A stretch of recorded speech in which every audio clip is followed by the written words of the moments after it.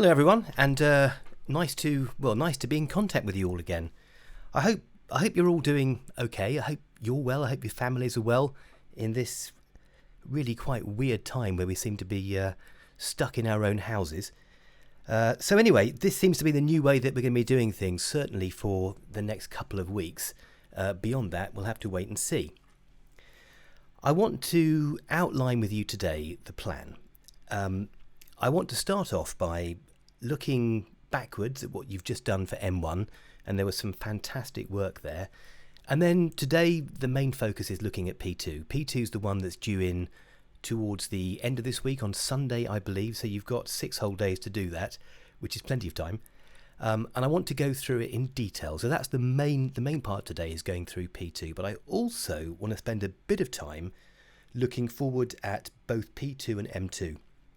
M2 is the next task that'll be coming, and it's quite a sizable one. So I want to just outline to you exactly what you can expect from that. Please don't be shy and tell me who's here in the chat, because it's a way that you're going to be able to ask questions. Just put sensible stuff in the chat. It'd be nice for you to say hello, to know who's there. And if questions occur to you as I'm going through this, ask me, and I will stop and let you know what the answer is if I know it. But I'll give you some time at the end where you can ask me anything to do with the course. There's no such thing as a bad question, unless it's a bad question. But I'll give you some time at the end to ask me anything that you're concerned about, any questions to do with the course at all. All right. And just to be clear, I don't know when we're going to be back in school, because I know that's a question you're all going to ask me. Excellent. We've got Aaron, we've got Josh. So I'm not hi. Nice to see you guys, or nice to read your chat. So where are we at the moment? You can see we've done P1. M1's the one that you've just completed. I'm going to spend a moment talking about M1. Most of you got M1 in on time. There were a couple of you that didn't, and you need to get that in to me. But the quality of what I read was simply staggering. I was really, really impressed. The work was accurate. Your spelling and grammar was fantastic. It was detailed. You'd clearly all watched the videos. You'd been through them. And I think what really came out was that you genuinely understood the difference between these different methodologies, which is what it was all about, so that you understand there are different ways. Hello Jamie, hello Charlie, hello Tilly, and I've got a question for an answer for you, Tilly, for something you'd asked me before. If I don't get to it, remind me. It was about the email. I'm going to cover that. So M1, guys, was absolutely fantastic. The only area where people dropped marks, and it wasn't because of a lack of quality of work, but it was that idea of comparing methodologies to other methodologies. So saying the Agile is similar to this one because, and it's different to this one because. And the other thing that was needed there was saying what sort of a project each of these methodologies suited. So whether it's a large project, a small project, whether you know the requirements in advance. A big difference to, for example, building a railway bridge where you know everything, or you pretty much do, before you build it, which is what the waterfall method was designed for. It wasn't actually designed for digital technologies at all, and it's not great for that. But it is quite good if the people who were working on it aren't that experienced, because it means that everyone knows where they are. But anyway, those were the only issues with M1. So having looked at M1, I think the next thing for us to do should probably be to think about how we can go on and look at where we are now. So let's have a look at the situation report. So P1, M1 done, P2 and M2 are the next two that we have to do. They are both quite sizable bits of work. I'm just being honest with you. I don't want to lie. So I think we need to prepare for battle and make sure we're ready to go in and learn about P2 and M2. And I'm really sorry, but I just can't resist doing these things. So looking forward, perhaps not this far forward, but we're going to look forward and look at P2 and M2 and think about, I suppose, why it is that we're doing this. This is the point at which this becomes a more vocational qualification. So while while you could think about M1 and think about P1 as really you in many ways just regurgitating information for P1, and in M1 you're showing understanding because you're comparing one against the other, so you're showing a higher level of understanding. This is the point at which, when we sort of jump off and do P2 and M2, this is where you actually need to create an app. So we're kind of leaving behind the right versus wrong answer. I mean, there's a wrong way to do everything, but you could solve, you've used hundreds of apps in your time, and you know that few of them are perfect, and there are glitches, there are problems, there are oversights with most of the apps that you use. But equally, there's really good functionality, there are really good design features built into some apps. So that's what we're going to be exploring when we look at P2 and we look at M2. So that's our look forward, and we'll now go on and have a look at the next part of this, which is again this idea that it's a simulation. We're now running into roleplay. You guys are app designers. You're going to do the same tasks as an app designer. But I hear you complain, I'm not an app designer, I'm a student, I don't know what I'm doing. This is true. However, you have used many, many apps, and you've got the tools that you require in order to design one. Now, don't forget, your actual designs in terms of getting your hands dirty are going to be limited to producing it in PowerPoint. So you're simply going to have to produce the design of it, the look of it, the prototype, the wireframe diagram. That's as far as your design is actually going to have to go. You're not going to have to program anything, but you are going to have to think about a number of different areas when you're designing this app. Now, I'm going back to the fact this unit's run as a simulation.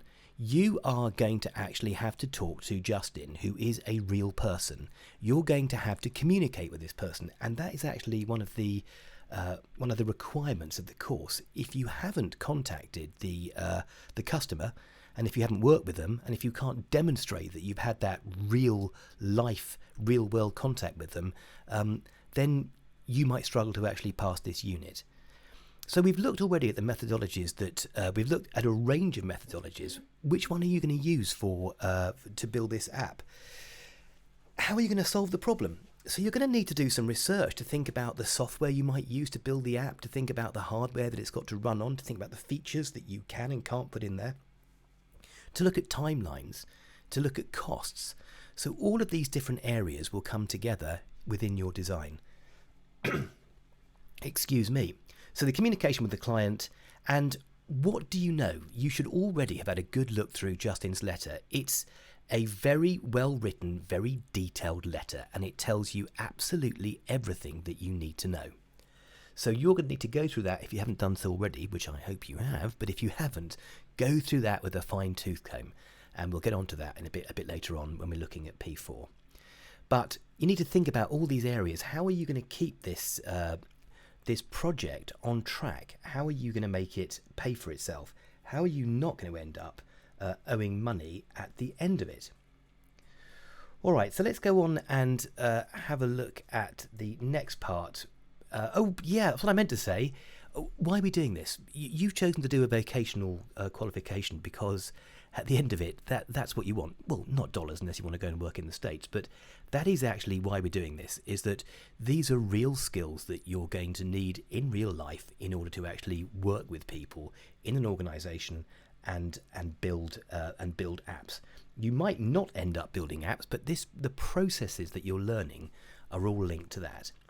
So there's a job for you. Now, this job does not have to be done this week, but this should be done before you start M2, because later on it'll become clear why I'm asking you to do this, because you have to demonstrate that you've had meaningful communication with the client. So before you start M2, so in other words, sometime after Sunday, sometime next week, you will need to send an email to Justin, and there's his email address. He will respond to you. Use the right register, not hello mate, how you doing, but try to be professional. Dear Mr. Godfrey, that sort of thing. Introduce yourself, say what you're doing, say what you're going to do for him. It needn't be a long email, but critically, you need to ask him for a couple of bits of information, 1 or 2 bits of information. What do you need to know that he's not stated on that letter. It might be how much money he's got to spend. It might be how many clients he has. It might be the age of his clients. It could be a whole host of things. It could be about the design itself. What colours does he like? What colours doesn't he like? So you should ask him next week. Send him an email and ask him a couple of questions, and we'll come back to use that as part of a later task. So that is the email task. I just thought I'd drop that one in there because it's really difficult to be scrabbling around to try to get emails after the event. And I go back to the point, this is a real world venture. We're trying to do this as though you're doing it for real. Good. So let's go on and look at the main thrust of what we need to do today, and that is the presentation. So I'm going to run through. I'm going to try to keep this as short as possible. This is already on lots of YouTube videos, but I thought I'd try and bring it all into one place to give you a really concise overview of exactly what you need to do. Now, I reckon we've got 6 days left. If you did 40 minutes a day, I think you could produce a really outstanding response to P2. So let's jump in and have a look at this. So first of all, this is from the specification, and it's always a bit vague and woolly. It's a sort of overview of what you have to do. Gather client requirements for an application solution. So what does that mean? It means that you need to work out how you're going to solve the problem. I do keep talking about the problem, and the problem is Justin wants to go from a paper-based system to an electronic system, and you're the person who's been elected to do that for him. This from the marking guidance, which is way more useful, and it says establish and document specific client requirements, and that's one big chunk of it. That's the main meat of this work. But then also you need to include constraints and limitations on the solution. Now, where I've underlined things in red, that is what the moderator expects to see in this piece of work. And if you haven't included all of the client requirements that are in the teaching material and constraints and limitations that we'll get to at the end, then this might not pass. And again, this being a pass task, if you don't pass this one, then unfortunately you don't get the qualification. All right, so this is the first part, the user requirements. This is what the customer wants. Now, those bullet points you can see in front of you, those are really your paragraph headings. The OCR say to us, we can't give you a writing frame, apart from when they give you a writing frame. And this is the writing frame for task P2. So these different bullet points you can see there, what the application should do, data being collected currently and in the future, the functions, the core functional requirements, the optional functional requirements, and the user interface requirements. Those are the key areas that you need to focus on in this P2 task. And what I'm going to do now is run through each of these in turn. And again, if you're stuck or you've got some problems or you don't quite understand me, I'll stay around at the end and answer any questions that you've got. But equally, chip in if I'm saying something and it doesn't make any sense to you. So first of all, I'm going through this in order, what the application should do. This bit's easy. Print off a copy of the letter or open it in Word, doesn't matter. Forensically analyse the letter. What is it that Justin wants? In simple terms, he wants an application that means that people can book driving lessons. There's some other things in there as well. People would need to cancel or reschedule their driving lessons. But also you've got that dash cam feature. He talks a bit about integration with social media, and there are a couple of other things there. But go through your letter, number one, and pick out a list of everything that the application should do. Time spent doing this early on is time well spent, because once you understand the scope of this task, and the scope means everything that you are going to do as opposed to the stuff that you're not going to do, it makes life so much easier. So get through the letter, explain each requirement in plain English as though you're explaining it to a non-expert, because part of your role is to repackage what Justin has said. Justin's not an expert. You can tell that from the letter that you've received. He's not an IT guru. He's not an app designer. He's a bloke who's running a driving school. And he's asking you to do this. You're the expert. So reframe what he said so that you're putting it in plain English. I'm going to provide you with an app that does X, Y, and Z. So that's the first task. Now, I also want you to think about the requirements that he's listed. which of them do you believe is core and which of them do you believe is optional? Which are the ones do you have to have? So, for example, if you're doing an app for booking lessons and you can't book lessons, that wouldn't work at all. Whereas some of the things that he's asking for, it wouldn't be the end of the world, perhaps, if they weren't included, but you'd need to explain why. So you're going to need to break down your requirements into core and optional requirements. And then once we've done that, you can see we've actually got rid of 1, 2, 3 parts. In fact, 4 parts there. All right. So we've done what the application should do. It's going to the letter and then breaking it down. A table is a really good way of presenting core versus optional requirements because it keeps you focused, and also you can put in a little explanation of why, because it's not a showstopper if this is there, but if this isn't there, it would be. So let's go on and look at the next bit, and this is data and information collected and used currently, the way that he operates now, and data in collection that's going to be collected once he actually has the app up and running. So let's start off. I'm going to break this into 2 and talk about information and then talk about data, because they're different things. So the information, and we know that information is organized data. So we're going to look at the information that he currently collects and the information that he's going to collect. Well, thankfully and luckily for you, again, go through the letter with a fine-tooth comb and pull out the information that he's collecting. He says exactly what he collects in the letter. So just make a list and explain the information that he's collecting.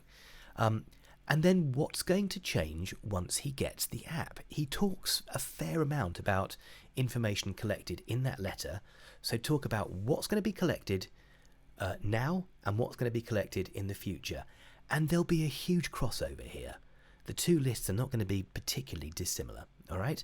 But the letter gives you absolutely everything that you need to know to solve that one. So that's the information bit done. I'm now going to go into the data collected because it's slightly different.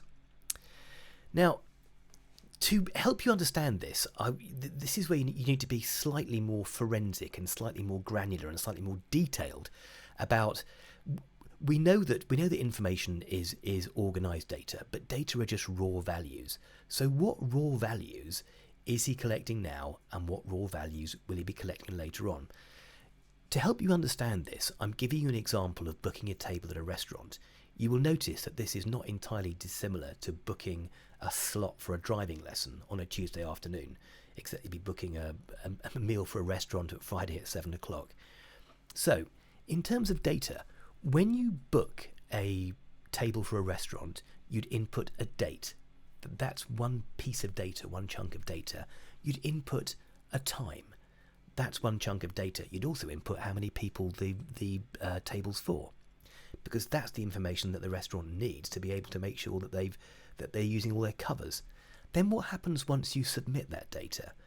Well, clearly there's a database that's sitting in the background somewhere where that data gets saved. And if a slot is free, so you'd be putting in for a table for 8 o'clock, well, it might be they haven't got a table free. So it'll have a look and see at 8 o'clock which tables are free. And then, depending upon the answer, it's a yes or no question, is there a free slot? And then you'll either get an answer saying, no, you can't book a table, try another time. How about 7 o'clock? How about 9:30? Or it'll output a booking confirmation, and then you can take that with you to the restaurant. So think about what Justin's doing with his app in exactly the same way. And this way of looking at it is something that, again, you'll carry through into M2 when you do that task. So that's looking at the information and the data. So where are we? You can see that we're a long way through this now. Only got 2 more bits to get through. So we're going to look next at functions or processing that the application should perform. Now, this word granular, which I like to use, granular as in grains, which are very small, this needs to be at a high level of detail. So for example, if you go back to what you were doing at the start of this, you were talking about the functions, yes? Rather than talk about the function, you might take the function, for example, of booking a lesson. So booking a lesson is a function.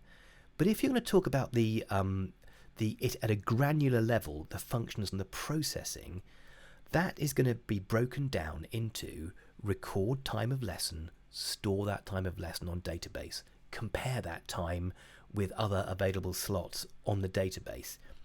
So the difference with this task to the earlier one is that you're going to be looking at it at a very tiny level of detail, looking at these little nuggets, these little raw bits of information that are floating around and how they're going to be used. Now, I know it sounds a bit scary, but if you use the example that I gave you of booking a meal in a restaurant and work it through, it's actually quite logical and it's actually quite straightforward. You're capturing a very small amount of data, but it has to be used properly. Imagine the embarrassment if two people booked a lesson for exactly the same time. That's how you lose customers. You can't afford to lose customers. Also, if a slot was shown to be to be taken when it wasn't taken, that would mean that Justin has a car that's costing him money. The insurance is horrendous for driving instructors, and he's got a car that's not being used for an hour during the day, and again that will cost him money. So this is why it's so important to think at a granular level about how this different data is used. So that's the functions and processing. We are getting through this. The next bit are the outputs from the application, and I think this is quite straightforward really. The outputs is looking at what comes out of the app. What data will it produce and show on screen? Or what data could you export from it and use elsewhere? What could you print? So thinking about it, there are two ways of breaking it down. What data does Justin get and what data does the student get? And without giving too much away, clearly the student just needs to know what time their lesson is, whether the lesson was successfully booked, whether it was successfully cancelled, whether they could change a time. Justin needs to know what he's doing for the entire day. What about the dash cam footage? What about social media? So have it again go through the letter, and having done this, it'll be obvious which areas you need to drop into this idea of outputs from the system. Right, next one. We have done everything. We're down to the last one, and then don't get too excited. We've still got to do this idea of constraints and limitations at the end, but that's not too bad. So the user interface requirements, including accessibility, there are two different bits to this. The user interface requirements I'll take first of all. Start from the general. Do a bit of research about design. What do you want? Do some research on app design and what a well-designed app will look like. So for example, the interface will be clear. The use of buttons and icons will be consistent. The color scheme will be easy on the eye. It'll be easy to use. It'll be easy to pick up without having lots of help files. No one looks at help files anymore. Sometimes you get a little tutorial to talk you through the first few times you use it, but you usually click skip and then just click around and try to work it out. So think about the way that common icons are used, like that cog for settings, for example. So talk a little bit about design and about the design approach that you are going to bring to the application, your design philosophy. And then maybe give a few specific details. How are people going to enter the time? One of my favourite features of Apple phones is the way they've got these spinning dials that you can use to change days and dates and things. I find it really easy to use. So talk a little bit about how you're going to solve some of those problems. The second part of this is accessibility, and this is dealing with people with disabilities. How are you going to support them in your app? Well, clearly, people are going to have certain disabilities and not others when they're driving. So, for example, you're not going to be dealing with blind people because that would be a really scary prospect. However, you will be dealing with people who have possibly slightly impaired in terms of their vision, so you might want to make the font larger. There might be a degree of physical disability. And what about people who are hard of hearing? So think about, you wouldn't be doing all of those, but you need to show that you have given some thought to people with disabilities. And this is a hot topic with OCR, and they do expect to see a paragraph in there to show that A, you've thought about it, and B, you've got a plan for dealing with clients who have some kind of impairment. And, well, that brings us down to the whole lot. That's absolutely everything covered, with the exception of this, and it's the constraints. Now, OCR have been quite annoying here because they've talked about limitations, they've talked about constraints. Limitations and constraints are exactly the same thing. So artificially, we're breaking it down as though they are separate. So underneath each heading, you should write a paragraph or two to demonstrate that you understand what it is that's going to stop you achieving your goal. Let's have a look at constraints first of all. Think about the hardware constraints. This app is going to have to run on mobile phones. In what way is that a constraint? The processing power of a mobile phone, well, they're pretty powerful these days, but it's far less than you might get in a desktop computer. What software will the app be built with? What software will it have to interact with? What about the platform? Are you be making it for iOS, for Android, for both, for more platforms? Are you doing a desktop version? What are you going to do? And also, what software will be used to code to create the app? I've already covered that one. So that's a few of the areas. You haven't got to cover all of these. I would pick two of these and do a bit of research to show that you've thought about how this app might actually be created and the constraints that can prevent you from doing the job properly. So then we go on to limitations or scope. So for example, a limitation is the budget. So it might be worth asking Justin to find out how much money you've got to spend. Because if you produce something, I think a student last year produced a solution which was £85,000. Well, with the best will in the world, I'm sure it was a great app. But if you were earning 40, 50 grand a year as a driving instructor, and it's going to take you 15 years to pay off this app to make bookings, it probably isn't money well spent. So what's the budget? What can you do? What can't you do? What software can you use? What software can't you use? What technology might work? What technology would you not want to go near? And also your experience and the coder's experience. Because coders typically have one or two products, one or two languages that they're very adept at using, but they can't necessarily, someone who's an expert in HTML or in Java might not be that strong in C++. So think about those types of areas. And again, enough detail to show that you've researched it and you've gained an understanding of how there are limitations in the app that you're going to build. So we are now getting towards the end. How to approach it? Well, it's exactly what I've said. You've got all of those bullet points to use. Each of those is going to be a paragraph or two. Go through it in the way that I've explained. Follow the guidance. Use the letter. I'll put this YouTube video online in a few minutes' time once I've downloaded it, chopped off any boring bits, and I'll put that on YouTube. And that should be up there within the next hour or two. And that is due for next Sunday, I believe. So I guess that the next question is whether any of you have got any questions that you would like to ask me. Is there anything that's unclear, anything you're not sure about? We've got 12 people online, which is a third, so that's not too bad. Oh yes, Tilly had asked me about do we have to send an email to Justin? Yes, because later on you're going to have to demonstrate that you have sent him your design. He comes back and says, I quite like this, but I'd like you to change that. You change it, and then you send it back to him. So this is starting off that process.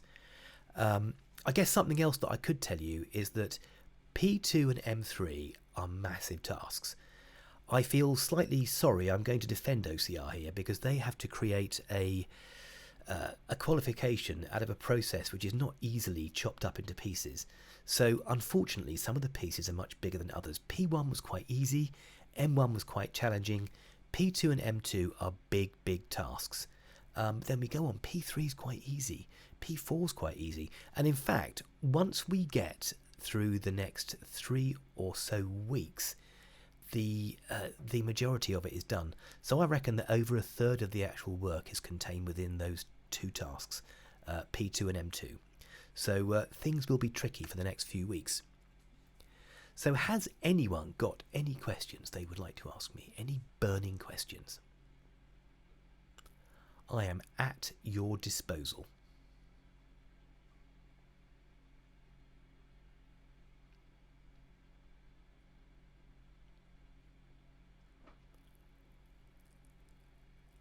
I would talk about the importance of getting things in on time, but looking at the people here, I can see that you all did that, so that was good. So even if you have fallen slightly behind, don't forget that you can catch up because you've got all this time at home. Well, if no one else has any questions, I think that I will call it a day. I will do one of these possibly at the end of this week, if not at the start of next week. You know my email address. Just contact me if you need any help, and I'll do my best to give you a hand. I might do a very quick live stream, perhaps on Thursday or Friday, just to pick up any questions that you might have by the time that you've got well into P2. Okay, well, I will call it a day there. It's been nice to chat to you. I hope this has been useful, and I'll get this up on YouTube within the next hour or two. Cheerio, bye-bye.